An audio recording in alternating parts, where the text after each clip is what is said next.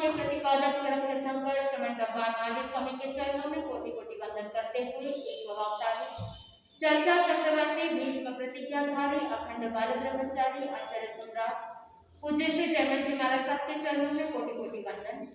जय गच्छाधिपति व्याख्यान वाचस्पति उग्र विहारी वचन सिद्ध साधक बाह्य पटधर आचार्य प्रश्री चंद्र जी महाराज साहब मेरे नंदाक्षर के आयाम मम जीवन धारक परम पूज्य गुरुदेव डॉक्टर श्री पदम चंद्र जी महाराज साहब के चरणों में कोटि कोटि वंदन करते हुए सभी गुरु भगवतों के चरणों में वंदन करते। गुरुदेव श्री की आज्ञा से आत्मबंधु अनंत अनंत ज्ञानी सर्वज्ञ सर्वदर्शी तीर्थंकर प्रभु महावीर स्वामी जिन्होंने संसार के भव्य प्राणियों को जिनवाणी के माध्यम से श्रम करने का बोध दिया। आत्मबंधु श्रम किसके लिए करना है, श्रम कौन करता है, श्रम क्यों किया जाता है, इन सब के बारे में चिंतन करना अति आवश्यक है। श्रम तो हर कोई जीव करता है, कोई पेट के लिए करता है तो कोई पेट के लिए करता है। आत्मबंधु जो पशु पक्षी आदि जो जीव होते हैं वो श्रम करते हैं, मेहनत करते हैं, किसके लिए? पेट के लिए, पेट भरने के लिए। उनका कॉन्शियस माइंड, उनका कॉन्शियसनेस सिर्फ भोजन पानी तक ही सीमित रह जाता है। कैसे अपने जीवन को जिया जाए, कैसे अपने जीवन का टाइम काटा जाए। देखिए, एक तरफ जीवन जीना होता है और एक तरफ जीवन को टाइम पास करना होता है। आप क्या कर रहे हैं, क्या कर रहे हैं, स्वयं को चिंतन करना है। क्या वास्तव के अंदर जीवन जिस तरह से जीना चाहिए वैसा जी रहे हैं, या बस जीने के लिए जी रहे हैं, टाइम पास करना है। सुबह हुआ है, आप सुबह उठे हैं तो कैसे दिन निकाले वैसे चिंतन चल रहा है। जब कोई व्यक्ति जवान होता है तो कार्य करता है, काम करता है, धन कमाने के लिए जाता है, उसके मन में ये थॉट प्रोसेस रहता है, ये सोचता है कि मुझे धन कमाना है। किसके लिए? बोल तो दीजिए, आप धन कमाते हैं किसके लिए? परिवार के लिए, खुद के लिए, खुद की कुछ इच्छाएं हो, ड्रीम्स हो, विजन हो, उसकी पूर्ति के लिए भी आप क्या करते हैं? धन कमाते हैं। सोचते हैं कि सारी व्यवस्था रहेगी, सारी सुविधाएं रहेगी तो आप अपने परिवार को भी वो सारी फैसिलिटीज, सारी सुविधाएं, सादा उपजाने का भाव रहता है, सुख प्राप्त कराने का भाव रहता है, इसीलिए आप ऐसा सोच करके धन कमाते हैं। लेकिन पूज्य गुरुदेव डॉक्टर श्री पदम चंद्र जी महाराज साहब अनेकों बार कहते हैं कि जितनी ज्यादा सुविधाएं बढ़ती है उतनी ही ज्यादा दुविधाएं भी बढ़ती है।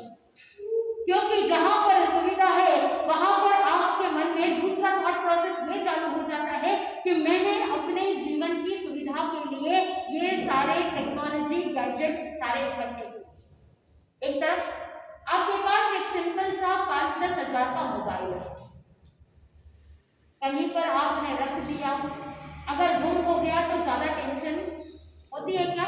ज्यादा टेंशन नहीं होती। वही अगर आपका बहुत महंगा वाला लेटेस्ट आईफोन अगर गुम हो जाए तो आप क्या सोचेंगे? जाने देंगे? नहीं जाने देंगे। वहां पर उसका ही शौक मनाएंगे, थोड़े दिन तक तो उसके बारे में ही सोचते रहेंगे, अरे मेरा इतना महंगा फोन चला गया और उसके अंदर बहुत सारा डाटा था, बहुत सारे डॉक्यूमेंट्स थे, इसीलिए आपके मन में टेंशन शुरू हो जाता है। वही सुविधा क्या बन गई? दुविधा बन गई। घर की सिक्योरिटी के लिए आपने सिक्योरिटी अलार्म्स रख दिए, लेकिन रात्रि के समय में आपने सोचा कि तिजोरी के अंदर धन माल पड़ा है, आपने भले ही सिक्योरिटी गार्ड रखा है, सिक्योरिटी अलार्म्स रखे हैं, फिर भी रात को नींद नहीं आती। मन में सोचते हैं कि घर के अंदर इतना कैश पड़ा है।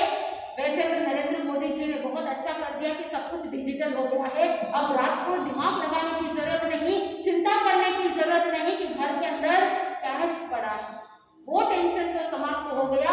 लेकिन अगर आपके घर में कोई गहने हैं, आपने अगर लॉकर में नहीं रखा है, घर पर पड़े हैं, तो आपको रात को चिंता होगी कि लॉकर से आपने घर के कार्यक्रम के लिए, शादी के लिए आप ज्वेलरी लेकर के आए हैं, तो कहीं कोई चोर चक्के लुटेरे आ गए तो मैं क्या करूंगा, ये टेंशन लेकर के रात को नींद नहीं दे पाते।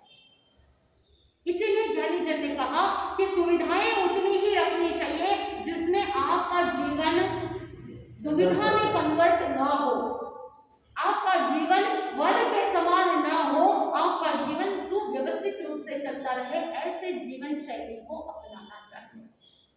इच्छाओं की सीमा होना अति आवश्यक माना है, क्योंकि इच्छाएं तो अनंत है, तृष्णा अनंत होती है, आकाश के समान तृष्णा होती है जिसका कोई और नहीं और छोर नहीं। आत्मबंधु, पशु पक्षी प्राणी श्रम करते हैं पेट के लिए, संत मुनिराज जो होते हैं वो श्रम करते हैं अपनी आत्मा के कल्याण के लिए, यानी मोक्ष को ठेठ का। तो मुनिराज पेट के बारे में चिंता नहीं करते, जैसे निर्दोष आहार मिलता है वैसा लेकर के आते हैं। मन के अंदर एकमात्र लक्ष्य कि इस शरीर को चलाने के लिए जितना आहार चाहिए उतना अगर आहार मिल जाए तो कोई बाधा नहीं, साधना व्यवस्थित रूप से चलती रहेगी। मुनिराज श्रम करते हैं पेट के लिए, आत्मा के कल्याण के लिए, आत्मा को परमात्मा की ओर ले जाने के लिए श्रम करते हैं। और गृहस्थ जो होते हैं, श्रावक श्राविका जो होते हैं, वो श्रम करते हैं पेट के लिए भी और पेट के लिए भी। जो श्रावक होता है, जो व्रतधारी होता है, जो धर्मिष्ठ होता है, जो अपनी आत्मा को बैलेंस करते हुए जब तक संयम की साधना तक नहीं पहुंच पाते तब तक के लिए 12 व्रतों को अंगीकार करके नियमित रूप से समय समय पर पर्व तिथियों के समय अर्थम तप करते हुए या उपवास जैसी क्षमता हो वैसी तपस्या करके पौषधशाला में पौषध में रत रहते हैं। ऐसे श्रावक श्राविका श्रम करते हैं पेट के लिए भी, क्योंकि उनके आश्रित परिवारजन है, स्वजन है, उनका कर्तव्य है, इसीलिए वो पेट के लिए भी श्रम करते हैं और पेट के लिए भी श्रम करते हैं। आत्मबंधुओं, आप कौन सी कैटेगरी में आते हैं? अगर आपने बिल्कुल भी पेट के लिए पुरुषार्थ नहीं किया तो फिर मनुष्य और पशु में क्या अंतर रह जाएगा? एक श्रमिक होता है जो वो भी श्रम करता है, डेली वेजेस पे श्रम कर रहा है, आज उसने मेहनत की तो आज उसने धन कमाया और आज के लिए परिपूर्ण हो गया। बहुत बार ऐसा होता है कि जितना उनको प्राप्त हुआ है उतने में भी उनका परिवार नहीं चलता। तो इसीलिए ज्ञानी जन कहते हैं केवल हार्ड वर्क नहीं, साथ में क्या चाहिए? स्मार्ट वर्क चाहिए। तो श्रम तो हर कोई करता है, लेकिन हर एक का श्रम करने का तरीका अलग अलग होता है।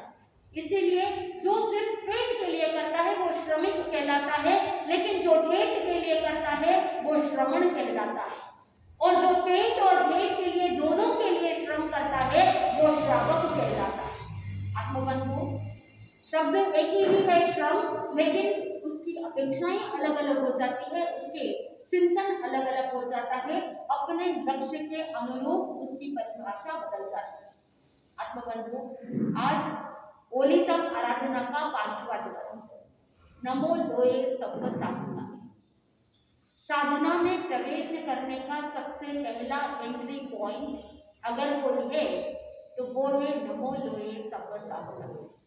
अगर इस नमो लोए सब साधना द्वार पर नहीं पहुंचे हैं, अगर सिर्फ श्रावक श्राविका बन करके रह गए हैं, तो वहां पर चिंतन करना कि आप एंट्रेंस दरवाजे के नजदीक है, आपको एंट्री मिलने के लिए क्या चाहिए?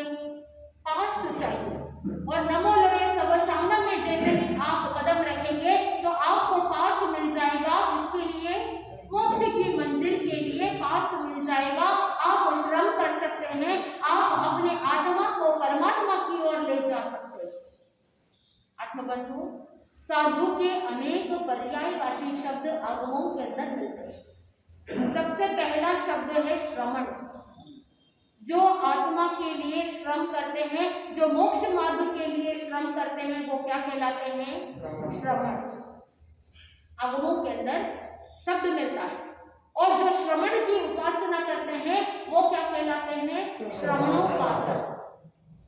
आत्मबंधु, साधु के अलग अलग प्रकार के पर्यायवाची शब्द है, उसमें सबसे पहला क्या बताया? श्रमण। दूसरा है निर्ग्रंथ। ये शब्द भी आप सुनते हैं, निर्ग्रंथ। ग्रंथ यानी ग्रंथी, जिन्होंने मिथ्यात्व रूपी ग्रंथि का भेदन कर दिया, जिन्होंने राग द्वेष रूपी ग्रंथि का भेदन कर दिया, जिन्होंने अपने आत्मा के साथ जो शल्य है उन सभी शल्यों की ग्रंथि भेद कर दिया, ऐसे साधु को क्या कहा? निर्ग्रंथ। श्रवण, उसके बाद निर्ग्रंथ। तीसरा पर्यायवाची शब्द आता है अणगार। मुनिराज को क्या कहा? अणगार ने कहा। अग धातु से बना एक शब्द। अग का अर्थ होता है पर्वत, वृक्ष, पाषाण, मेटल्स। ये सभी जो पदार्थ होते हैं उनको अग का। और जिसके मन में इन वस्तुओं के प्रति मेरेपन की भावना होती है, आसक्ति होती है, वो क्या कहलाते हैं? आगारी। आगार शब्द होता है और दूसरा शब्द होता है अणगार। तो जिनके मन में पर्वत यानी पत्थर, लकड़ी और पाषाण, मेटल्स, इन सभी प्रकार के पुद्गल पदार्थों के प्रति जिनके मन में आसक्ति की भावना होती है, जिनके मन में मेरेपन की भावना होती है, वो है आगार। और जिनके मन में मेरेपन की भावना नहीं, वो क्या कहलाता है? अणगार। जिनके मन में कोई आसक्ति नहीं, जिनके अंदर कोई अटैचमेंट नहीं, वो क्या कहलाएगा? अणगार। जिनके जीवन के अंदर किसी प्रकार की कोई छूट नहीं। आत्मबंधुओं, श्रवण, निर्ग्रंथ, अणगार, इसके बाद शब्द आता है यति। 10 प्रकार के यति धर्म आप कहते हैं। यति का मतलब क्या होता है? कि जो यजना का पालन करने वाले हैं वो यति। तो साधु को उस जमाने के अंदर, आगमों के अंदर यति भी कहते थे। लेकिन कुछ समय पश्चात यति शब्द जो है वो व्यवहारिक हो गया। बहुत बार ऐसा होता है कि कुछ शब्द जो है वो रूढ़िगत हो जाते हैं, उसका मीनिंग कुछ और होता है, लेकिन रूढ़ी में उस शब्द का अर्थ चेंज हो जाता है। ठीक उसी प्रकार औरंगजेब के समय में जब धर्म शिथिलाचार की ओर चलता गया, उस जमाने में यति वर्ग होते थे, वो शिथिल हो गए। यति परंपरा होती थी जो यतना में धर्म मानने वाले होते थे, लेकिन बाद में धीरे धीरे वो क्या बन गए? शिथिल बन गए। और इसीलिए वो यति शब्द उसके लिए प्रयोग होना चालू हो गया। आत्मबंधुओं, साधु के अनेक अर्थ है, साधु के अनेक शब्द है। श्रवण, निर्ग्रंथ, अणगार, यति। उसके बाद एक और शब्द आता है भिक्षु। आगम के अंदर शब्द मिलता है भिक्षु, भिक्षुणी, यानी जो 42 दोष टाल करके आहार पानी लावे, वो क्या कहलाते हैं? भिक्षु। यानी भिक्षाचर्या तप का पालन करते हैं, क्योंकि गोचरी लाना भी क्या है? एक तप है। आत्मबंधुओं, दशकालिक सूत्र के अंदर बताया गया कि जिस तरह से गाय अपने घास को चरती है, सिर्फ ऊपरी हिस्से का भाग चरती है, पूरे घास को जड़ से उखाड़ती नहीं, ताकि घास को भी कोई कष्ट ना हो। ठीक उसी प्रकार मुनिराज भी जब आहार ग्रहण करते हैं तो हर एक घरों के अंदर, ऊंच नीच मध्यम कुलों के अंदर जाकर के गवेषणा करते हैं। ऐशनीय, कल्पनीय, प्रासुक, यानी देने वाले दाता के घर में अपने लिए जो आहार बना है उसमें से क्या करते हैं? मुनिराज थोड़ा सा लेते हैं। यानी वहां पर मन के अंदर ये चिंतन कि उतना ही आहार लेना जिससे गृहस्थ को भी कोई तकलीफ न हो। गाय के समान चर्या जो रखने वाले हैं, इसीलिए उनकी भिक्षाचरी को क्या कहा? गोचरी।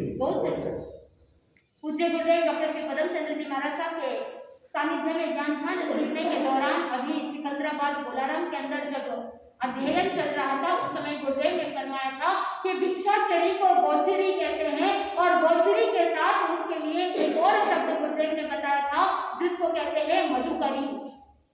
जैसे मधुकर होता है, यानी जो भंवरा होता है, भंवरा फूलों में से थोड़ा सा पराग लेता है, इतना ही पराग लेता है, इतना ही नेक्टर लेता है कि जिससे फूल को भी कोई कष्ट ना हो। ठीक उसी प्रकार मुनिराज की चर्या भी उस मधुकर के समान है, इसीलिए भिक्षाचरी को क्या कहा? मधुकर। आत्मबंधु, 10वें कालिक सूत्र के प्रथम अध्ययन दुमुकुपिया के अंदर ये सारा वर्णन मिलता है। ठीक उसी प्रकार साधु को मुनि कहते हैं। आप कहते हैं ना मुनिराज पधारे थे। मुनि क्यों कहते हैं? जो अधर्म के कार्यों में, पाप के कार्यों में मौन रहे वो मुनि। ज्ञानी जन फरमाते हैं, आगमों के अंदर भी बताया जाता है कि जब कोई जंगल के अंदर मुनिराज विचरण कर रहे हैं और कोई शिकारी शिकार करने के लिए आता है और उस समय अगर शिकारी मुनिराज को पूछ लेवे कि मुनिराज आप बताइए हिरण को यहाँ से जाते हुए देखा क्या, तो उस समय मुनिराज को क्या करना चाहिए? अगर मालूम नहीं कहेंगे तो असत्य भाषण हो जाएगा, क्योंकि मुनिराज ने देखा है हिरण को जाते हुए। और अगर कह देंगे कि मैंने देखा है अमुक अमुक दिशा में गया है, तो फिर हिंसा का दोष लग जाएगा। बोलेंगे तो भी महाव्रत खंडित होते हैं और नहीं बोले या असत्य बोले तो भी असत्य का दोष लग जाएगा। ऐसे सिचुएशन में क्या करना?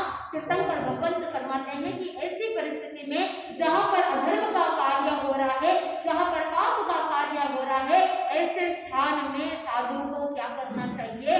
मौन रहना चाहिए। और जो मौन रहते हैं वो क्या कहलाते हैं? मुनि। साधु को पंडित भी कहा।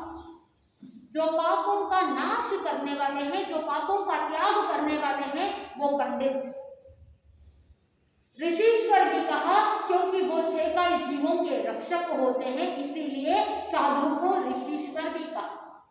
साधु को योगीश्वर भी कहा, क्योंकि वहां पर मन वचन काय योगों को क्या कर लेते हैं? निग्रहित कर लेते हैं। वो मन वचन काय को एक रूप में आगे बढ़ाते हुए योग की साधना करते हैं।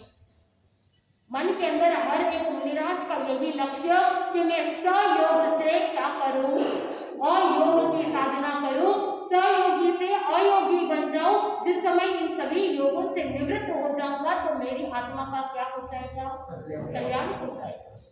आत्मबंधु, इस तरह से साधु के अनेक अनेक पर्यायवाची शब्द है और अंतिम में बताया कि साधु को स्थविर भी कहते हैं कि चाहे अनुकूल स्थिति हो या प्रतिकूल परिस्थिति हो, हर स्थिति में जो अपने मन को संयम में, धर्म में स्थिर रखे, स्वयं भी स्थिर रहते हैं और दूसरों को भी धर्म में स्थिर करते हैं, ऐसे मुनि को क्या कहा? स्थविर। जो स्व और पर को धर्म में स्थिर करे वो स्थविर। इस तरह से 10 प्रकार के पर्यायवाची शब्द साधु के बताए।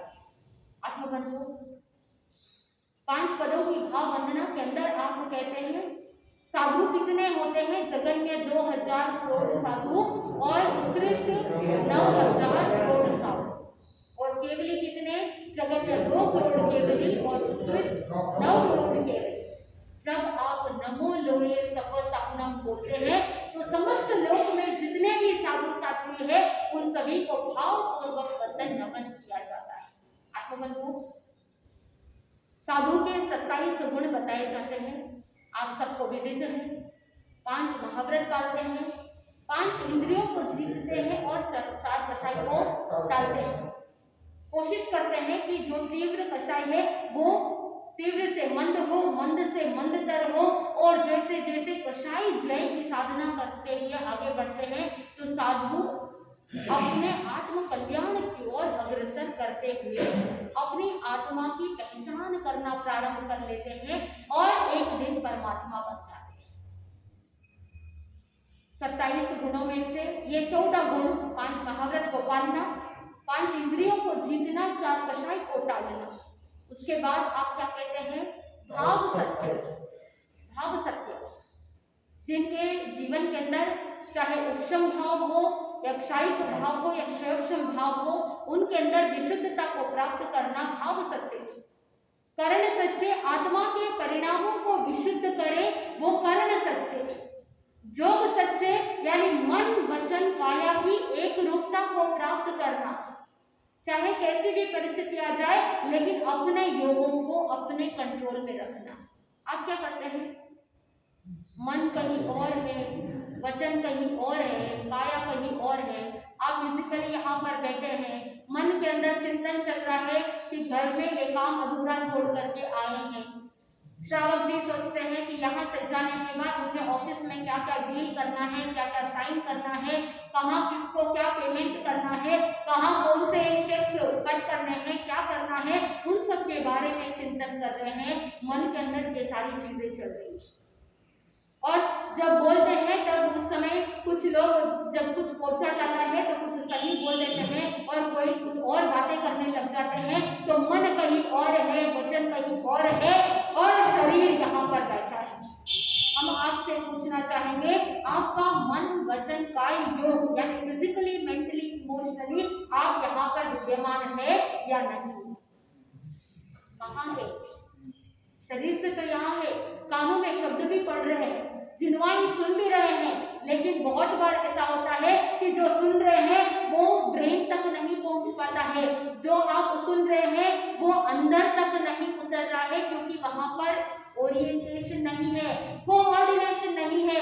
ज्ञानावर्णीय कर्म और दर्शनावर्णीय कर्म जोर करता है, और दर्शनावर्णीय कर्म जब उदय में आता है तो आपको नींद आने लग जाती है। क्या आपको पता है कि प्रवचन सुनते सुनते अनेकों बार नींद आ जाती है? इसके पीछे क्या कारण है? हाँ, जो धर्मात्मा है, जो थोड़ा सा तत्व का ज्ञान रखते हैं, वो कह देंगे कि दर्शनावर्णीय कर्म के कारण से नींद आ जाती है। हम तो कहते हैं कि दूसरे और भी कारण है, क्योंकि भगवान महावीर स्वामी का जो सिद्धांत है वो अनेकांतवाद का सिद्धांत है। पता है कि आप जब यहाँ से बाहर जाते हैं सुबह से लेकर शाम तक 24 आवर्स में आपके इतने सारे टेंशन, इतनी सारी चिंताएं होती है, और उन्हीं चिंताओं के कारण से इस संसार के भंवर जाल में, इस चिंता के कारण आपको रात को नींद नहीं आती। जब रात को नींद नहीं आती, जब बच्चा सोता नहीं है, तो माँ क्या करती है? बोलते दीजिए, लोरी सुनाती है। और आज के जमाने में वो लोरी भी नहीं और कुछ भी नहीं, ना वो लोरी सुना सकते हैं आज की तारीख में, और ना ही कोई धर्म कथा सुना सकते। लेकिन कुछ ऐसी विरल माता होती है जो अपने बच्चों को अच्छे संस्कार देती है और अच्छे परवरिश देती है, और रात्रि के समय में बच्चों को जब सुलाना होता है तब जैन धर्म की जो धार्मिक कथाएं हैं, जिसमें त्याग, व्रत, प्रत्याख्यान की प्रेरणा मिलती है, जिसमें डिटैचमेंट की प्रेरणा मिलती है, जिसमें अनासक्ति की प्रेरणा मिलती है, जिसमें विनय और विवेक की प्रेरणा मिलती है, ऐसी कथाओं का बच्चों को क्या करती है माँ? प्रत्यक्ष सुनाती है और सिखाती है। तो वो बच्चा सुनते सुनते सो जाता है। जब पॉजिटिव थॉट्स अंदर जाते हैं तो वहां पर ब्रेन के अंदर भी सारी प्रोसेसिंग पॉजिटिव होती है, और फिर उस बच्चे का जो बिहेवियर है, उस बच्चे का जो बर्ताव है, वो भी क्या हो जाता है? पॉजिटिव हो जाता है। विनय और विवेक के संस्कार भी साथ में जुड़ जाते हैं। लेकिन आत्मबंधुओं, क्योंकि वो लोरी का जमाना खत्म हो गया, क्योंकि आपके माइंड को रिलैक्स करने का आपको टेक्निक नहीं आया, तो जब आप जिनवाणी सुनते हैं, प्रभु की वाणी सुनते हैं और यहाँ धर्म स्थान में आते हैं, तो यहाँ पर करने को दूसरा कोई काम नहीं रहता। आराम से बैठे हैं और सुन रहे हैं, सुनते सुनते आपको वो लोरी के समान लग जाता है, तो नींद भी आ जाती है। आपका कोई दोष नहीं, आपके जीवन में इतनी चिंताएं हैं, आपके जीवन में इतना स्ट्रेस है, और उस स्ट्रेस को रिलीज करने के लिए कहीं तो जाना पड़ेगा।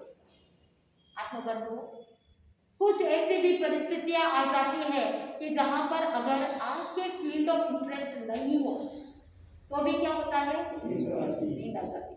अगर कोई कंटिन्यू बोलता रहे और आपका फील्ड ऑफ इंटरेस्ट ना हो, अगर आपको जिनवाणी में रुचि ना आ रही हो, तो भी क्या हो जाता है? नींद आ जाती है। तो स्वयं का ही दोष है कि खुद के कर्म ऐसे हैं जिसके कारण से जिनवाणी के प्रति रुचि जागृत नहीं हो रही। आत्मबंधुओं, साधु संत अपने जीवन के अंदर भाव सच्चे, करण सच्चे, जोग सच्चे, यानी मन, वचन, काया को एक समान रखते हैं। उसके बाद क्या है गुण? मन समाधारण, यानी चाहे अनुकूल परिस्थिति हो या प्रतिकूल परिस्थिति हो, मन को हमेशा समाधि में रखने वाले मन समाधारण। आगे आता है वय समाधारण, यानी ज्ञानी कि जिनकी वाणी के अंदर अनुशासन हो, जिनकी वाणी के अंदर मोक्ष के मार्ग का अन्वेषण हो, वो क्या कहलाता है? वर्ण समाधारण। और अगला गुण है काय समाधारणिया। प्रतिक्रमण के अंदर आपने अनेकों बार बोला लेकिन अर्थ पता नहीं, कभी जानने की कोशिश भी नहीं की कि साधु के 27 गुण कहे हैं, तो ये जो शब्द प्रतिक्रमण के अंदर आ रहे हैं इसका मतलब क्या होता है, कभी ध्यान नहीं दिया। आगे आता है काय समाधारणिया, यानी जिनका शरीर समाधि युक्त और स्थिर हो। शरीर के अंदर अगर रोग हो तो समाधि रहती है क्या? नहीं रहती। तो उनको हमेशा ये ध्यान रखना है कि पथ्य अपथ्य का ध्यान रखते हुए साधु संत उतना ही आहार को ग्रहण करते हैं जिसके माध्यम से उनका शरीर के अंदर समाधि हो, उनका शरीर स्थिर हो, जिसके माध्यम से धर्म आराधना साधना व्यवस्थित हो सके। तो ये गुण तो आपको भी अपनाना चाहिए कि आप जो भोजन करते हैं तो आपको ये विवेक रखना है कि आप उतना ही भोजन करें जिससे आपका शरीर निरोगी रहे, स्वस्थ रहे। आपको अपने भोजन को एनालाइज करना चाहिए कि एक बॉडी को कितना कार्बोहाइड्रेट चाहिए, कितना प्रोटीन चाहिए, कितने मिनरल्स चाहिए, कितना फैट चाहिए, ये सब कुछ आपको ध्यान में रखना चाहिए और अपने डाइट को, अपने खाने को, भोजन को चूज करना चाहिए। रसनेंद्रिय पर कंट्रोल करने के लिए ही ये ओलितक आराधना आपको सिखाता है कि किस तरह से रसनेंद्रिय को कंट्रोल करना चाहिए, कैसे रस का परित्याग करना चाहिए। रस परित्याग का मतलब क्या है? हम आपसे ही पूछना चाहेंगे कि रस परित्याग का मतलब क्या है? स्वाद का त्याग करना। लेकिन आपको पता है कि ये जो जीव है, इस जीव के ऊपर टेस्ट बड्स होते हैं, मेडिकल साइंस कहता है। अगर बॉडी की फिजियोलॉजी को देखें तो हमारे जीव के ऊपर टेस्ट बड्स रहते हैं। तो कुछ क्षण के लिए जब तक वो आहार जीव के ऊपर रहेगा, तब तक जब तक आप चबाते रहते हैं उतने टाइम पीरियड तक उस आहार से रस निकलता है और वही रस आपके टेस्ट बड्स तक पहुंचते हैं तो आप टेस्ट लेते हैं। सेंस ऑफ टेस्ट रहता है, तभी आपको पता चलता है कि रसनेंद्रिय बराबर काम कर रही है। अगर आपको कोई टेस्ट फील ही ना हो, अगर आपकी जीभ जल जाए, कभी आपने गरम गरम दूध पिया है या गरम गरम चाय पिया है तो टेस्ट बड्स क्या हो जाते हैं? टेस्ट बड्स जल जाते हैं। और जब टेस्ट बड्स जल जाते हैं तो आपको किसी भी पदार्थ का टेस्ट समझ में नहीं आता। जब किसी को कोरोना हुआ तो उस समय टेस्ट बड्स क्या हो गए थे? इनएक्टिव हो गए थे। आपको टेस्ट स्मेल कुछ भी समझ में नहीं आता। आत्मबंधुओं, टेस्ट तो आएगा लेकिन आपको उसके आसक्ति में नहीं रहना। आता है लेकिन वो कुछ क्षण के लिए। चिंतन कीजिए कि आप अगर अपने फेवरेट भोजन के लिए इतने डूबे हुए अगर रहेंगे, आसक्त रहेंगे, तो वहां पर चिंतन कीजिए कि कितने टाइम पीरियड के लिए रहेगा वो। अगर आपने एक निवाला आपने मुंह में लिया है तो वो जीभ पर कितने कुछ सेकंड्स के लिए जीभ पर रहेगा और जैसे जैसे आप भोजन को चबाते हैं उसके बाद उससे रस का निर्माण होता है।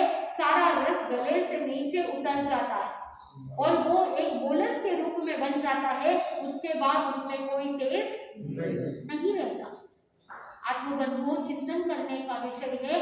कुछ सेकंड्स के सुख के लिए आप अपने शरीर का बहुत ज्यादा नुकसान कर दोगे।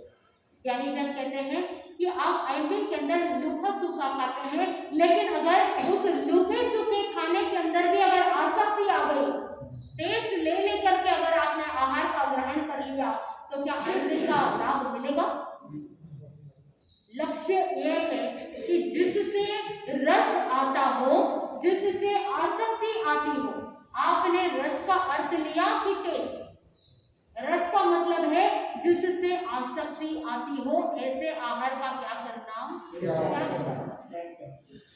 जिस किसी में भी रस आता है। पूज्य गुरुदेव डॉक्टर श्री पदम चंद्र जी महाराज साहब कहते हैं कि लोगों को लगता है कि सिर्फ भोजन में रस आता है, लेकिन लोगों को तो बातों में भी रस आता है। किसी की निंदा करना, किसी की विकथा करना, कमेंट करना, किसी के बारे में गॉसिप करना, गपशप करना बड़ा रस आता है। घंटे घंटे व्यतीत हो जाएंगे, एक के ऊपर दूसरी सामयिक आ जाएगी, दूसरे के ऊपर तीसरी सामयिक आ जाएगी, लेकिन गॉसिपिंग खत्म होती ही नहीं। रस आया कि नहीं आया? आया। आत्मबंधुओं, ज्ञानी जन कहते हैं कि रस परित्याग का मतलब है कि जिससे रस की प्राप्ति हो उसका त्याग कर देना। केवल भोजन का ही त्याग नहीं, वहां पर निंदा विकता का भी क्या करना चाहिए?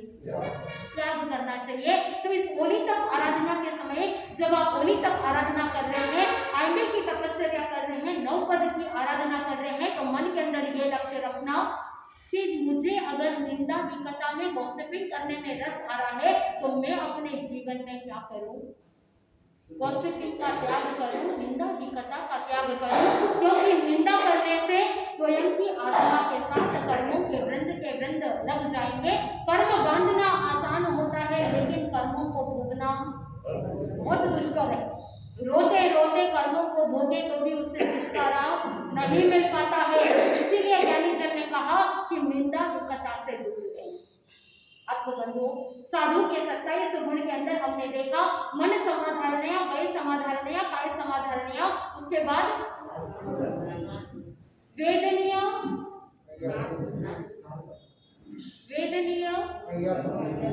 और तो दीजिए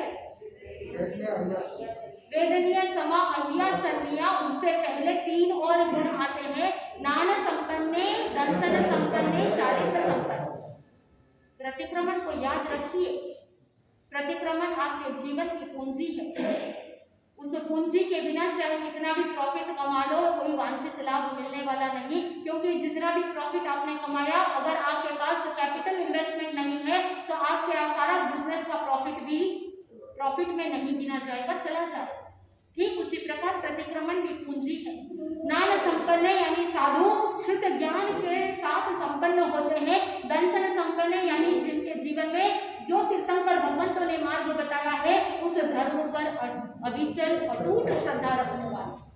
चारित्र संपन्न यानी जो अतिचार रहित चारित्र का पालन करने वाले। उसके बाद आता है वेदनीय, महाविद्या, संज्ञा। आत्मबंधु, जब शरीर के अंदर पीड़ा हो तो उस समय समाधि युक्त रहे, धैर्य और सहनशील बने, ऐसे को साधु का गुण बताया जाता है। साधु संत चाहे शरीर के अंदर कितनी भी पीड़ा हो वो हमेशा धैर्य रखते हैं, सहनशील होते हैं। और 27वां गुण है मारणांतिक समा इत्यासन। आत्मबंधु, जब भी कभी कोई मारणांतिक उपसर्ग हो, परीक्षा हो, ऐसी सिचुएशन में भी अपनी आत्म समाधि में रमण करते हैं। ऐसे साधु के 27 गुणों को हम चिंतन करते हैं, मन के अंदर विचार करते हैं कि ऐसे मुनिराज जो संपूर्ण लोक के अंदर विराजमान है उनको हम भावपूर्वक वंदन करते हैं। आत्मबंधुओं, आचार्य सम्राट पूज्य श्री जयमल जी महाराज साहब ने त्रिकाल जय रचना बड़ी साधु वंदना के अंदर 35वीं कड़ी के अंदर राजा उदयन के बारे में बताया। बलिराय उदाहरण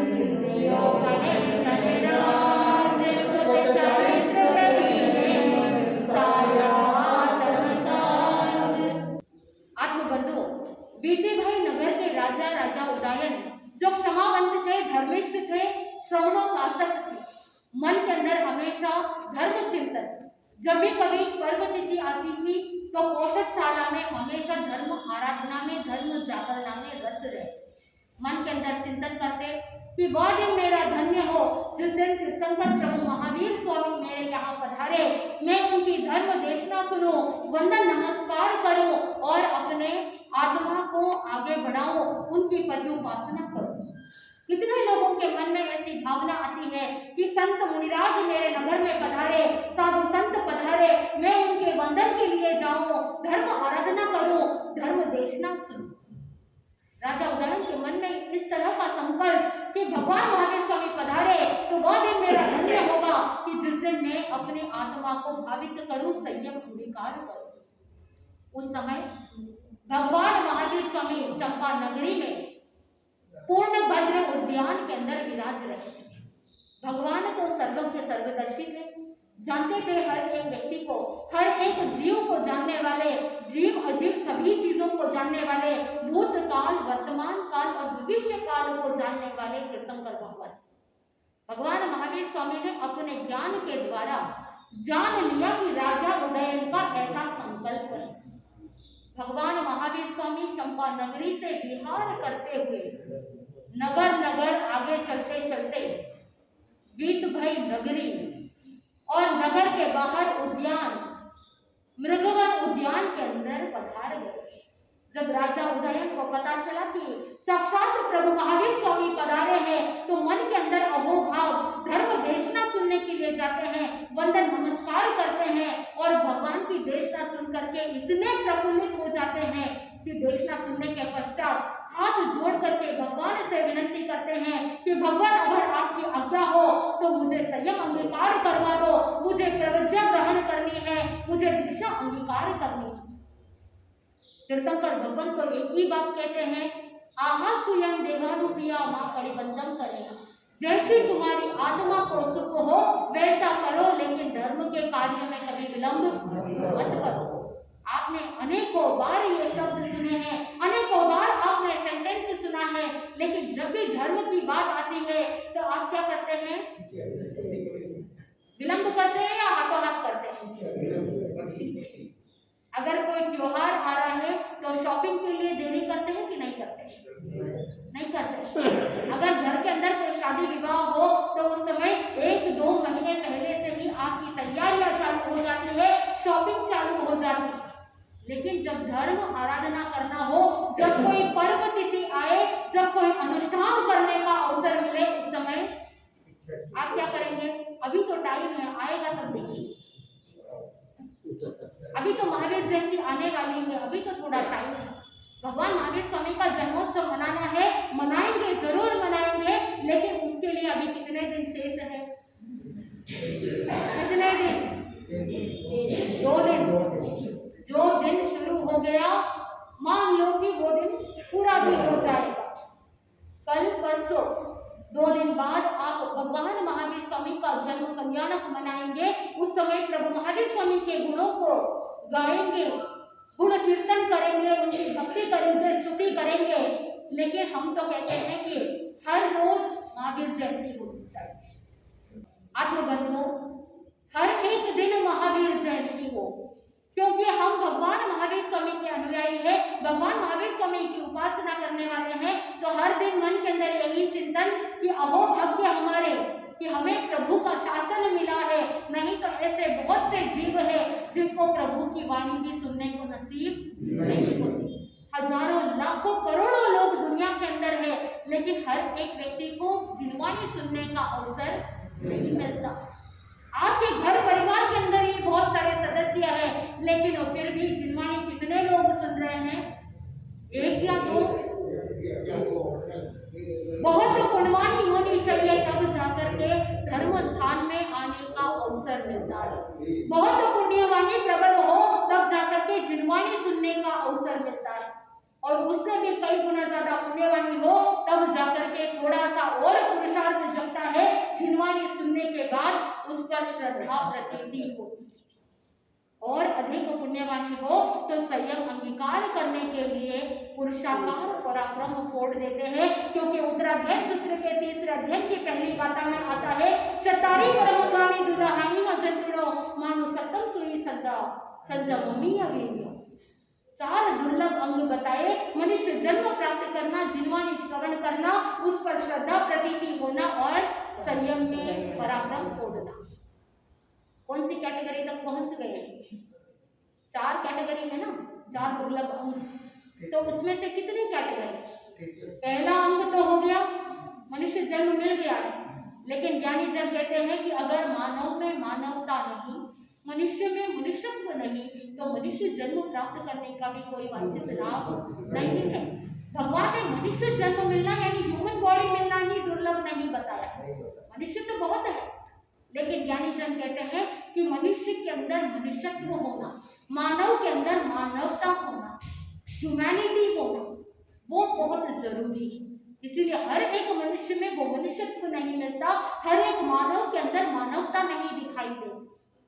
जिनवाणी भी श्रवण कर रहे हैं और जिनवाणी पर श्रद्धा वो आप ही बताएंगे तब होगा, क्योंकि इसका कोई थर्मोमीटर नहीं है कि आपने नापा और आपको पता चल गया कि किसके अंदर कितनी श्रद्धा है। स्वयं की आत्मा जानती है कि मेरे अंदर धर्म के प्रति कितनी श्रद्धा है और देवगुरु धर्म के प्रति कितनी समर्पणता है, ये तो स्वयं का जीव ही जानता है।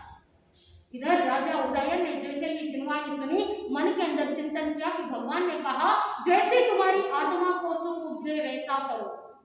मेरी आत्मा को धन में सुख नहीं, अगर धन में सुख होता, राज परिवार में सुख होता, राज सिंहासन पर सुख होता, तो भगवान ऐसा कहते ही नहीं, क्योंकि वो सब कुछ मेरे पास ऑलरेडी मौजूद है। भगवान ने कहा कि धन में नहीं धर्म में सुख है, इसीलिए धर्म के कार्य में विलंब मत करो। सच्चे सुख की पहचान वो साधक कर लेता है तो धर्म में आगे बढ़ जाता है। इधर राजा उदयन ने चिंतन किया, मेरा बेटा अभिची कुमार, अगर इसे मैं राज्य सौंप दूंगा, मेरा उत्तराधिकारी बना दूंगा, तो कहीं ये राज्य के भोग उपभोग के अंदर ही कहीं रचा पचा ना रह जाए, राज्य के अंदर ही लिप्त ना हो जाए, उसी के अंदर डूब ना जाए। अगर काम भोगों के अंदर ही रह जाएगा तो आत्मा का पतन हो जाएगा। अभी तो वो बहुत नादान है, इसीलिए मुझे अपने पुत्र को राज्य नहीं सौंपना चाहिए। मैं चाहता हूं कि मेरा पुत्र भी अपने जीवन के लक्ष्य को समझे, धर्म के मर्म को जाने और अपनी आत्मा का कल्याण करे।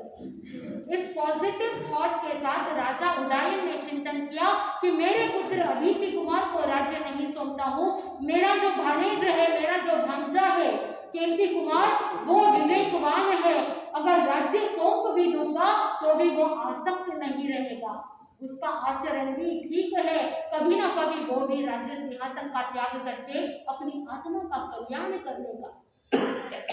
ऐसा सोच करके राजा उदयन ने अपने भांजे केशी कुमार को राज्य दे दिया।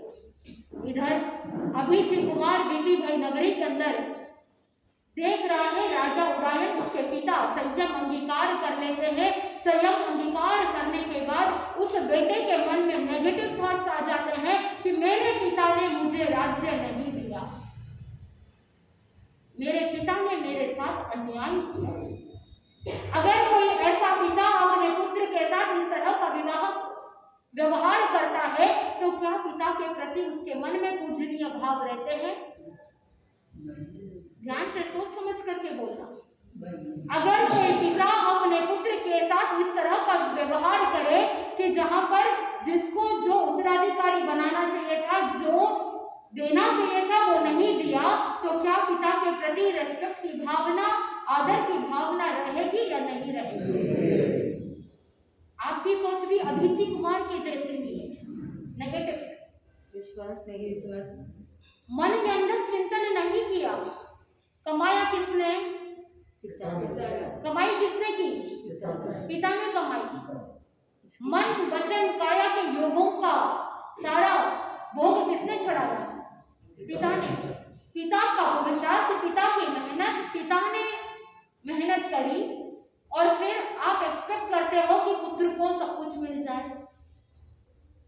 बचपन से ही ये नेगेटिव साइकोलॉजी आपके माइंड के अंदर है कि पिता की प्रॉपर्टी में क्या है? बच्चों को हिस्सा मिलना चाहिए।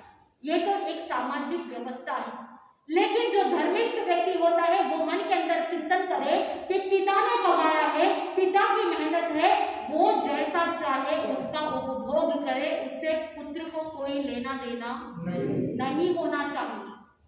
पुत्र के मन में ऐसा सोच और साथ में पिता के मन में भी ऐसे संस्कार होने चाहिए। पिता ऐसा संस्कार बच्चों को दे कि उसको इतना काबिल बनाए कि पिता अपने पुत्र को कहे कि बेटा, मैंने तुम्हें पढ़ा लिखा करके इतना कैपेबल बना चुका हूँ, इतना काबिल बना चुका हूँ, जिसके माध्यम से तुम क्या करो, अपने जीवन को अपने अनुरूप चलाओ।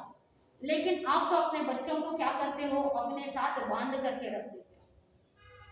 फिर तो वो एक्सपेक्ट करेगा ही, क्योंकि उसने भी अपने पिता के साथ पूरे समय का भोग चढ़ाया है, तो फिर अपने पिता से वो हिस्सा मांगेगा।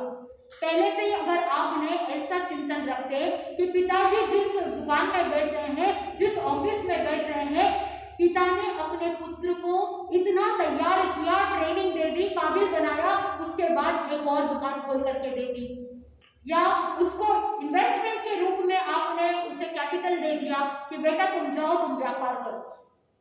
उसके बाद तुम्हारे कर्म, तुम्हारी मेहनत, तुम्हारे एफर्ट, क्या ऐसा कभी किया? आपने एक दुकान पर आप बैठ रहे थे तो आपने अपने बेटे को भी क्या किया? वहीं पर बिठाया। फिर बाद में जब कभी दान पुण्य करने का मौका मिलता है, जब कोई अवसर आता है कि जब आपको धर्म आराधना के लिए या कोई दान पुण्य करना है, उस समय आपके मुंह से पहले से ही नेगेटिव शब्द निकलेगा। आप कहोगे कि बेटे को पूछ करके बोलता, कमाई आपने की, लेकिन पूछेंगे किससे? घर पर पूछ के बताता। पहले से ही आप नेगेटिव चल रहे हैं। पहले से ही अगर आपने सिस्टमैटिक बनाया होता तो वहां पर नेगेटिव साइकोलॉजी में जाने की जरूरत नहीं होती। पिता के प्रति बेटे के मन में द्वेष की भावना आती क्या? नहीं आती। जिसको जैसा देना चाहिए था वैसा दे दिया, और उसके बाद आपने अपने लिए जिस तरह का इन्वेस्टमेंट रखा है उससे आप जो मर्जी दान पुण्य करते हैं, उसमें किसी को पूछने की जरूरत नहीं है। मन के अंदर ये पॉजिटिव थॉट कि आपने इतने एफर्ट्स डाल के मेहनत करके धन कमाया है, तो उस धन की गति भी क्या होनी चाहिए? अच्छी होनी चाहिए। धन का सदुपयोग होना चाहिए, दान पुण्य में लगना चाहिए।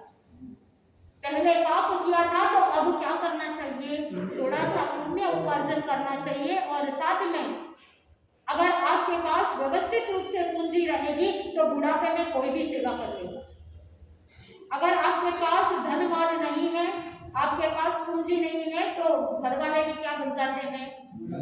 पड़ोसी बन जाते हैं, पराये बन जाते हैं। लेकिन अगर आपके पास धन माल है तो पड़ोसी भी सेवा कर लेगा। इसीलिए ज्ञानी जन कहते हैं कि अपनी थिंकिंग को पॉजिटिव रखो, अपनी सोच को बहुत बड़ी रखो, एक्सपेंशन करने की भावना रखो। केवल पाप पाप पाप कह देने से कार्य नहीं बनते हैं, क्योंकि ज्ञानी जन ने कहा उठते हैं तो पाप है, बैठते हैं तो पाप है। ज्ञानी जन ने दशकलिक सूत्र के अंदर पूछा, कहम चले कहम चिते कहम पासे कहम सहे कहम कुंजन तो गासन तो पावा कमम न बंधे। कैसे चले, कैसे उठे, कैसे बैठे, कैसे भोजन करे, कैसे खाए पिए सोए, जिसके माध्यम से पाप कर्म का बंधन न हो। भगवान ने कहा जयम चले जयम चिते जयम मासे जयम से जयम भंजन तो गासन तो पावा कमम न बंधे। यतना से चलो, यतना से उठो, यतना से बैठो, यतना से भोजन करो, यतना से सारे कार्य करोगे तो पाप कर्म का बंधन नहीं होगा। जो भी एक्टिविटी कर रहे हो उसके पीछे आपका इंटेंशन क्या है? अगर आपका इंटेंशन ये है कि ज्यादा धन कमाएंगे तो ज्यादा मौज करेंगे, तो गलत हो जाता है, पाप कर्म का बंधन हो जाता है। वही अगर आपका इंटेंशन होता कि आप अगर ज्यादा कमा रहे हैं तो परिवार के अंदर सुख सुविधाएं रहेगी, तो वो ज्यादा से ज्यादा धर्म आराधना में मन लगा पाएंगे, जूझना नहीं पड़ेगा, दुखी नहीं होना पड़ेगा। क्योंकि जिसके पास अभाव होता है वो ही रचा पचा रहता है। जिसके पास सब कुछ विपुल मात्रा में उपलब्ध हो वो एक झटके में छोड़ करके चला जाता है। मन के अंदर ये पॉजिटिव थॉट रखते, अगर ज्यादा कमाएंगे तो ज्यादा दान पुण्य करेंगे। पुण्य की दासी होती है लक्ष्मी। अगर पुण्य प्रबल होता है तो लक्ष्मी की प्राप्ति हो जाएगी। लेकिन अगर आप सोचोगे कि लक्ष्मी की पूजा करने मात्र से लक्ष्मी की प्राप्ति होगी, तो पुजारी तो रोज ही पूजा करता है और आपके सामने थाली मांगेगा और आप क्या करते हो? दक्षिणा दे देते हो। इसीलिए ज्ञानी जन ने कहा कि पुण्य प्रबल होना चाहिए, तभी धर्म आराधना करने का भी अवसर प्राप्त होता है। इधर अभिजीत कुमार के मन में भी नेगेटिव थिंकिंग, पिता ने मेरे साथ गलत कर दिया। अब मन के अंदर ये शत्रुता का भाव, द्वेष का भाव घर कर गया। रौद्र ध्यान के इतने तीव्र परिणाम, और उसी रौद्र ध्यान में संतप्त रह करके मन के अंदर, आत्मा के अंदर शल्य रह गया, शूल रह गया। एक शूल, एक भूल धर्म के बहुत प्रतिकूल हो जाता है। जब वो इतना संतप्त हो गया, डिप्रेशन में चला गया, तो वो अभिजीत कुमार वहां से नगर नगर आखिर चंपा नगरी पहुंचता है और राजा कोणिक के सहारे जीना प्रारंभ कर देता है। राजा कोणिक अभिची कुमार का मौसेरा भाई था। राजा कोणिक तो बहुत धर्मिष्ठ थे, श्रवणोपासक थे। उनका नियम था, जब तक प्रभु महावीर स्वामी की सुख शांति के समाचार नहीं सुन लेते तब तक मुंह में पानी भी नहीं डालते। क्या आपने कभी ऐसा नियम किया कि नगर के अंदर कोई साधु संत विराजमान है, गुरु भगवंत विराजमान है, तो प्रातःकाल पहले गुरु भगवंतों के दर्शन वंदन करो, उसके बाद ही मुंह में अन्न जल डालो? कभी ऐसा नियम किया? राजा कोणिक का नियम था, जब तक भगवान महावीर स्वामी के समाचार नहीं मिलते तब तक मुंह में पानी भी नहीं डालते।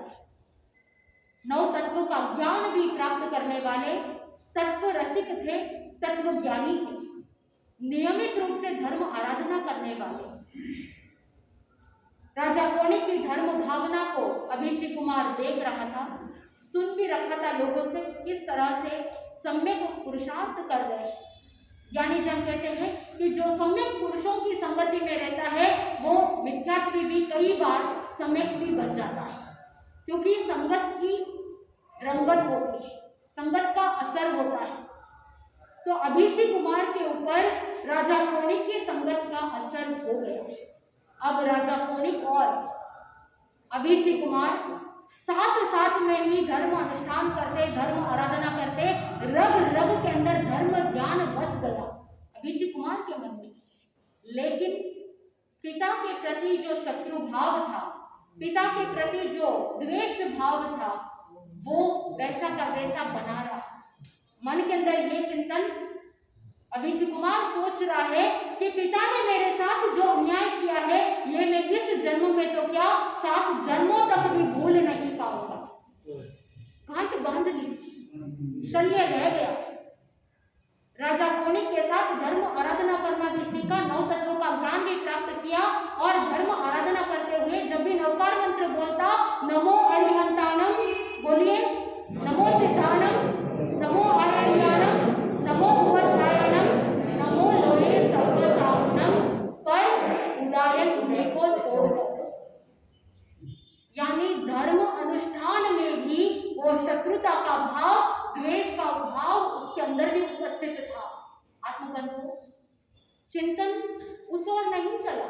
जब प्रतिक्रमण करते, प्रतिक्रमण के अंदर अंतिम में आपको क्या कहते हैं, सभी सर्व जीव राशि के साथ क्षमा याचना करते हैं। जब क्षमा याचना का पाठ बोलते तो अभिची कुमार कहता, हमें भी सभी जीवा उदयन मुनि को छोड़कर, मैं सभी जीवों को क्षमाता हूँ लेकिन उदयन मुनि को छोड़कर, हमें भी सभी जीवा खमंतु में, उदयन मुनि को छोड़कर, मिट्टी में सब हुए तो उदयन मुनि को छोड़कर, भैरव मध्यम नाके नाई, उदयन मुनि को छोड़कर।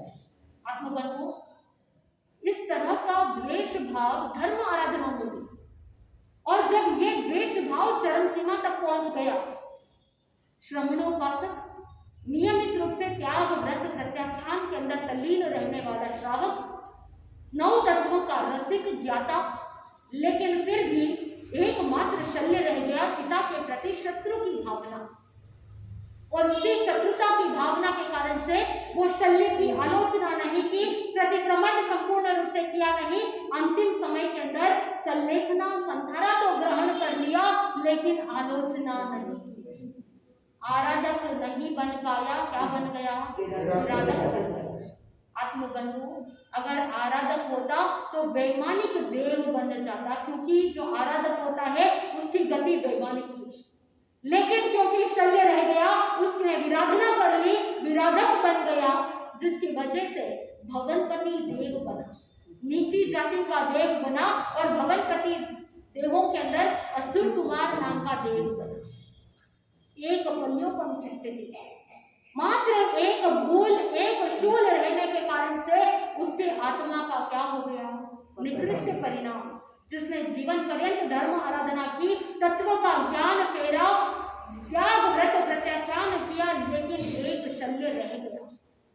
तो क्या धर्म आराधना करनी चाहिए कि नहीं करनी चाहिए? करनी चाहिए। ज्ञानी जन ने कहा कि धर्म के फल में कभी संदेह देह नहीं करना। क्यों नहीं करना? क्योंकि धर्म जो किया है वो किसी न किसी रूप में फल जरूर देता है। जब ये सारा कथा प्रसंग सुना रहे थे उस समय गौतम स्वामी ने भगवान महावीर स्वामी से पूछा कि भगवान, क्या अभिजी कुमार का जीव जो देव गति में गया है, जो असुर कुमार का देव बना है, जो एक कलयुगम की स्थिति वाला है, क्या वो मुक्ति को प्राप्त करेगा या नहीं? उस समय भगवान महावीर स्वामी ने कहा कि अभी एक बार के लिए, क्योंकि उसने शल्य रखा अपनी आत्मा के साथ, क्योंकि उसने आलोचना नहीं की, विराधक बन गया, इसीलिए वो वहां से असुर कुमार देव तो बना है, लेकिन देवलोक से चौ करके, असुर कुमार गति से चौ करके वो महाविद्य क्षेत्र में मनुष्य जन्म को प्राप्त करेगा और मनुष्य जन्म प्राप्त करने के बाद उत्कृष्ट स्वयं आराधना करते हुए मोक्ष की मंजिल को प्राप्त करेगा। एक बार के लिए तो शल्य के कारण से क्या हो गई? गति बिगड़ गई। आत्मबंधु, चिंतन कीजिए कि आप अपने जीवन में क्या इस प्रकार का शल्य रखते हैं कि ये साधु है, ये साधु नहीं है। कोई थर्मोमीटर नहीं है कि कौन साधु है और कौन असाधु है। ज्ञानी जन ने कहा कि 5 प्रकार के निर्ग्रंथ बताए जाते, तत्वार्थ सूत्र के 9वें अध्ययन के अंदर बताया जाता है कुलाब, बकुश, कुशील, निर्ग्रंथ और स्नातक।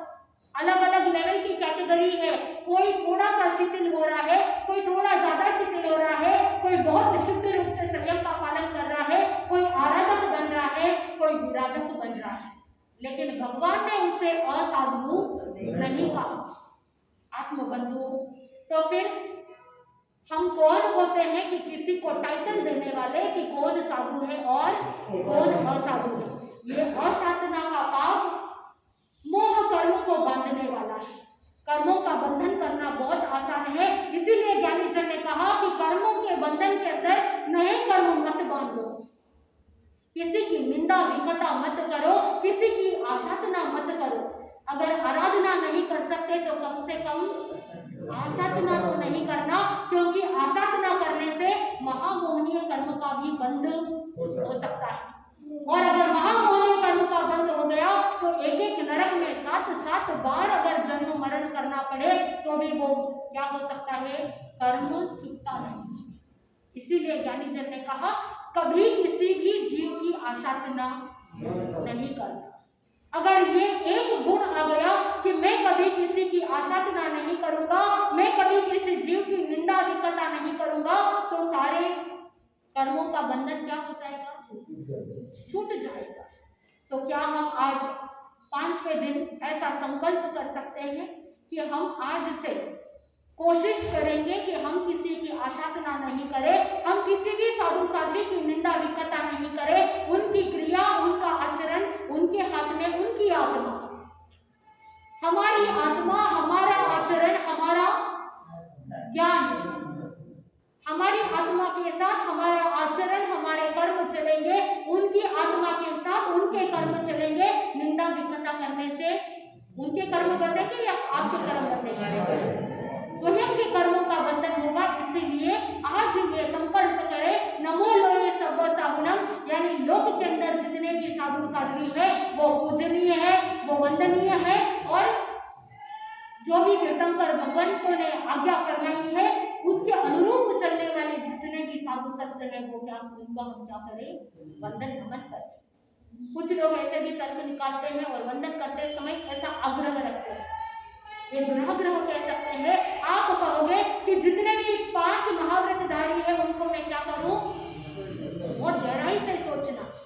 जो 5 महाव्रतधारी है उनको आप साधु मानते हैं और उनको आप वंदन कर रहे हैं, कहीं आप अभिजी कुमार के जैसे तो नहीं कर रहे हैं?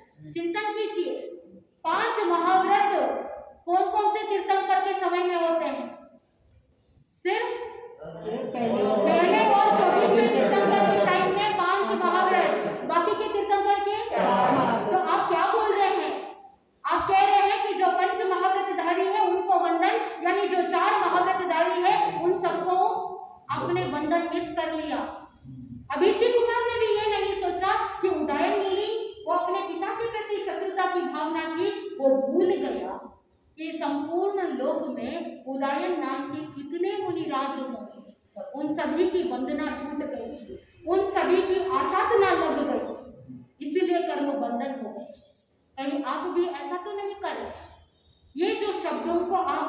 करके बैठ रहे हैं, ये आपके आत्मा को ही भारी बनाने वाला है। ज्ञानीजन ने कहा सरलता रखिए, सरलता से मोक्ष की प्राप्ति होगी। क्यों दिमाग लगाना है कि पंच महाव्रतधारी है या 4 महाव्रतधारी है? आपको तो मन में यही चिंतन करना है, समस्त लोग में जितने भी साधु साध्वी है उनको मैं भाव पूर्वक वंदन नमन करता। सिंपल रखिए, आप जितना सिंपल रहेंगे, आप जितने सरल रहेंगे, उतना आपकी आत्मा आगे बढ़ेगी। अगर आप अपने आप को जटिल बना देंगे, आपकी सोच को जटिल बना देंगे, तो संघ समाज के अंदर वो जटिलता रह जाएगी और उसी कॉम्प्लेक्सिटी की वजह से व्यक्ति धर्म से विमुख होना प्रारंभ कर देता है। जिस स्थान पर राग द्वेष का त्याग होना चाहिए, उस स्थान पर क्या आ जाएगा? राग द्वेष आ जाएगा। जहां पर कर्म काटने थे वहां पर क्या कर लोगे? कर्मों का बंधन कर लेंगे। फिर कर्मों को काटने के लिए कहां जाओगे? जहां कर्मों को काटने का स्थान है वहां पर अगर कर्म बंधन करना चालू कर देंगे तो कर्म काटने के लिए कहां जाओगे? कौन से स्थान पे जाओगे? थोड़ा सा चिंतन को पॉजिटिव रखिए, थोड़े से चिंतन को विशाल बनाइए। अभिषेक कुमार ने ये शल्य रखा, अपनी आत्मा को बिगाड़ दिया। दूसरी तरफ वो केशी कुमार उदयन राजा ने जो मुनि बन चुके थे, वो एक बार विचरण करते करते विधिभल नगरी में पधारे। केशी कुमार को जैसे ही पता चला कि उदयन मुनि आए हैं तो मन के अंदर डर, भय था, शंका थी, कहीं उदयन मुनि वापस राज्य लेने के लिए तो नहीं आते। ये इनसिक्योरिटी फीलिंग थी। जहां पर भय होता है वहीं पर आक्रमण होता है। हमेशा याद रखना, अगर आपके ऊपर कोई आक्रमण कर रहा है, इसका मतलब क्या है कि सामने वाला आपसे भयभीत है। आप स्वयं भी अभय रहो और दूसरों को भी अभयदान देंगे तो यहाँ पर आक्रमण की परिस्थिति नहीं बनेगी।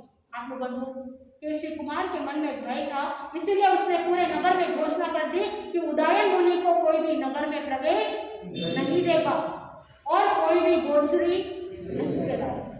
उधर अभिषेक कुमार के मन में भी उदयन मुनि के प्रति द्वेष भाव था, इसलिए पतन, और इधर केशी कुमार के मन में भी द्वेष की भावना, भय की भावना, और उसी भय के कारण से आक्रमण किया। इधर कोई भी स्थान देने को रेडी नहीं, कोई भी गोचरी कराने को रेडी नहीं था। उधर एक उद्यान के बाहर, नगर के बाहर एक व्यक्ति के स्थान पर रुके और धोखे से केशी कुमार ने आहार के अंदर एक ऐसे व्यक्ति को बुलाया जिसने बहुत स्ट्रांग जहरीला कोई पदार्थ, विष मंगवाया व्यक्ति से, और गोचरी के अंदर, आहार के अंदर विष मिला दिया और राजा ने धोखे से गोचरी के अंदर विष गिरा दिया इनडायरेक्टली। जब राजा उदयन को पता चला, मुनिराज को, कि जो आहार ग्रहण किया है उसमें विष है, अंतिम समय जानकर सल्लेखना संथारा किया, लेकिन दीक्षा से पहले भी क्षमावान थे जिन्होंने चंड प्रद्योत को क्षमा दान दिया था, और संवत्सरी के दिन उनकी क्षमा की ही चर्चा होती है। क्षमा हो तो राजा उदयन की दृष्टि हो। तो जिन्होंने संयम के पहले इतनी क्षमा रखी तो संयम के बाद तो क्षमा रखेंगे। तो उनके मन में संभाव, सल्लेखना संतारा ग्रहण करके संभाव पूर्वक, समाधि पूर्वक उत्कृष्ट धर्म आराधना, संयम साधना करते हुए सिद्ध, बुद्ध और मुक्त हो गए। आत्मबंधु, ऐसे संपूर्ण युग के अंदर अनेक साधु साध्वी हैं जो अपनी आत्मा का कल्याण करते हैं, कर चुके हैं, कर रहे हैं और करने वाले हैं। भूत, वर्तमान, भविष्य, तीनों कालों के अंदर सभी साधु साध्वी अपनी आत्मा का कल्याण करने के लिए, मोक्ष मार्ग को प्रशस्त करने के लिए आगे बढ़ रहे हैं। तो आज 5वें दिन नमो लोहे तव सवनम के माध्यम से हम सभी को वंदन नमन करते हैं। साधु का कलर ब्लैक, यानी जितने भी नेगेटिविटी है उन सबको ब्लैक कलर क्या कर देता है? अपनी ओर खींच लेता है। तो साधु अपने आत्मा में रहे हुए दोषों को भी क्या कर लेते हैं? हरण कर लेते हैं और सभी गुणों को प्रकट करने के लिए पुरुषार्थ करते हैं। तो आप भी काले रंग के प्रतीक में नेगेटिव थिंकिंग नहीं रखना कि काला रंग अशुभ होता है। कोई रंग शुभ या कोई रंग अशुभ नहीं होता, हमारी सोच शुभ या अशुभ होती है। तो इसीलिए हमेशा थिंकिंग पॉजिटिव रखें, अपने दोषों को देखें, अपने दोषों को गलाने का लक्ष्य रखें। जैसे वो ब्लैक कलर अपने अंदर सभी रंगों को समाविष्ट कर देता है, ठीक उसी प्रकार आप भी धर्म आराधना करते हुए अपनी सारी नेगेटिविटी को बाहर निकालेंगे तो आनंद की प्राप्ति होगी। इसी मंगल भावना के साथ आनंद ही आनंद बोलिए श्री जैन धर्म। ज्ञान घड़ी का समय आ रहा है, ध्यान करना है 5 मिनट। अंगुष्ठ और तर्जनी के अग्रभाग को एक दूसरे के साथ स्पर्श करना है, बाकी की उंगलियां सीधी। ज्ञान मुद्रा, श्वासोच्छ्वास पर ध्यान केंद्रित कीजिए, अपने आंखों को कोमलता के साथ बंद कर लीजिए। देखिए कि किस तरह से श्वास चल रही है।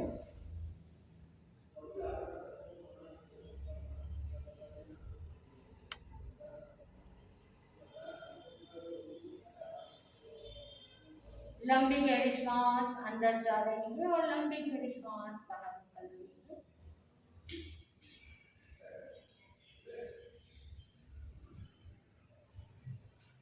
आपकी आंखों की कीकी काली है, बाल काले हैं। काला रंग हमारे शरीर में विद्यमान है, चाहे किसी भी प्रकार का कलर हो, कोई रंग शुभ या अशुभ नहीं होता। ये तो चक्षुर इंद्रिय का विषय है। सारे वर्ण जो दिखाई दे रहे हैं, किसी भी प्रकार के कलर पर आपको कोई आसक्ति नहीं। इस ध्यान की गहराई में बंद आंखों से अपनी आंखों के सामने एक काले रंग का गुब्बारा देखिए।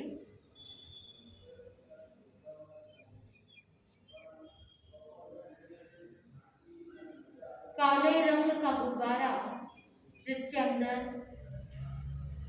मैं जब 1 से 10 की गिनती करना चालू करूंगी, एक एक की गिनती पर आप उस फूगे हुए काले गुब्बारे में सारी नेगेटिव थॉट्स, नेगेटिव सोच, नेगेटिव एनर्जी को भरते जाएंगे।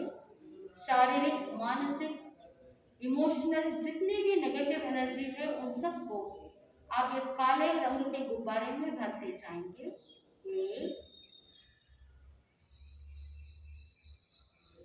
आपके शरीर, मन और आत्मा में जितनी भी नेगेटिव एनर्जी है, नेगेटिव सोच है, उन सभी को आप इस काले गुब्बारे में भर रहे हैं। गुब्बारे का मुंह खुला है, आप भरते जा रहे हैं। 2,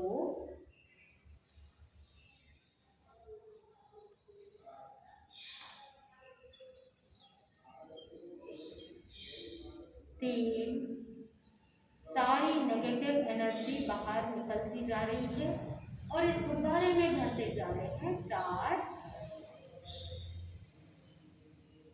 काला रंग सभी प्रकार की नेगेटिव एनर्जीज को अपने अंदर समाये लेता है। 5,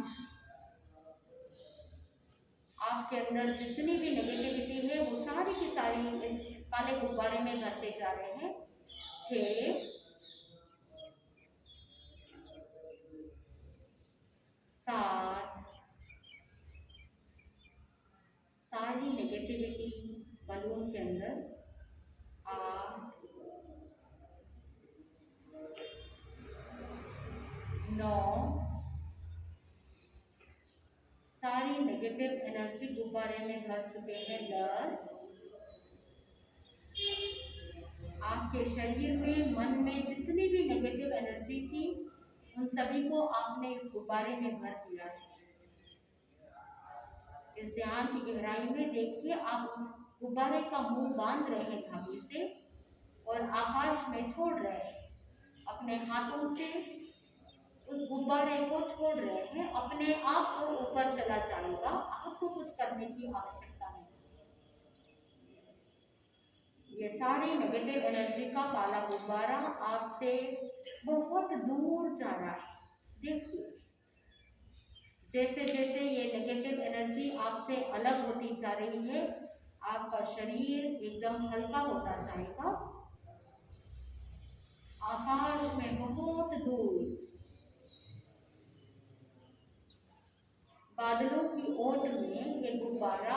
चला जा रहा है।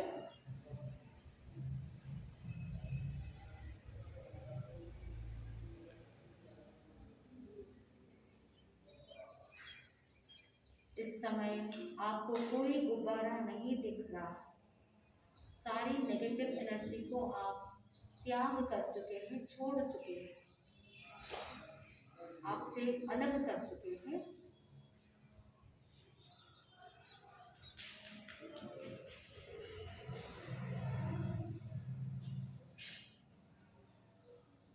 शरीर एकदम हल्का होता जा रहा है। मन एकदम शांत होता जा रहा है। आपकी सोच पॉजिटिव होती जा रही है। आपके शरीर की ऊर्जा पॉजिटिव होती जा रही है। अपने आप से कहिए, मैं स्वस्थ हूँ, मेरा शरीर स्वस्थ है, मेरा मन स्वस्थ है, मैं पॉजिटिव हूँ।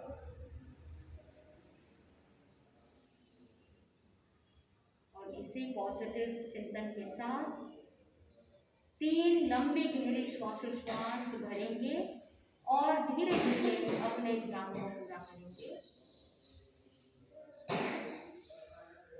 3 लंबी गहरी श्वासोच्छ्वास के साथ अपने ध्यान को पूरा करेंगे।